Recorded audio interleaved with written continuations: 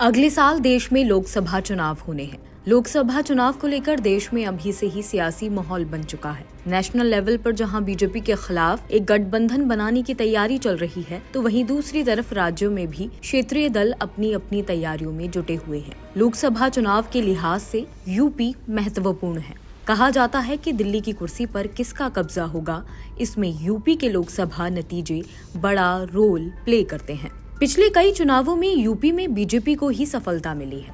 पिछले विधानसभा चुनाव में सपा को फायदा तो हुआ, लेकिन वह बीजेपी को सत्ता से बाहर करने में कामयाब नहीं हुई। सपा अब तक तकरीबन सभी तरह के फॉर्मूलों का इस्तेमाल कर चुकी है, लेकिन उसे सफलता मिलने का नाम नहीं ले रही है। साल 2019 का लोकसभा चुनाव उसने मायावती के साथ मिलकर लड़ा, तो उसे यादव लैंड में ही बुरी हार का सामना करना पड़ा। 2022 विधानसभा में मुस्लिम वोट का फायदा हुआ जरूर, लेकिन सीटों के मामले में सपा बीजेपी से बहुत दूर थी। हाल ही में हुए निकाय चुनाव में भी सपा की हालत चिंताजनक थी। नगर निगम चुनाव में तो बीजेपी ने सबका सूपड़ा ही साफ कर दिया। अब कहा जा रहा है कि सपा बीजेपी को हराने के लिए बीजेपी के ही फॉर्मूला पर काम कर रही है।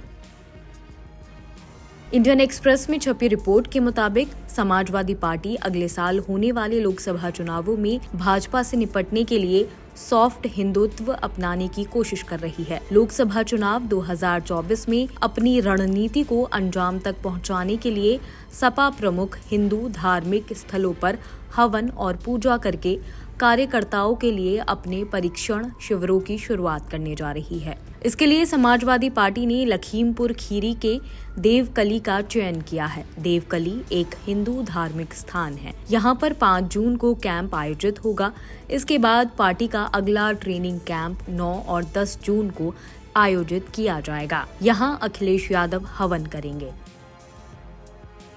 आखिर इस सॉफ्ट हिंदुत्व पर फोकस करने की क्या वजह है? सूत्रों से मिली जानकारी के मुताबिक अगले लोकसभा चुनाव से पहले राम मंदिर का उद्घाटन प्रस्तावित है। इसका इस्तेमाल बीजेपी चुनाव में सियासी फायदे के लिए करेगी। इसी को देखते हुए सपा ने अपनी स्ट्रैटेजी में बदलाव किया है। सपा के एक सीनियर नेता ने कहा है कि 2019 से 2023 तक सपा तमाम फॉर्मूलों के बाद भी बीजेपी को हरा नहीं पाई है।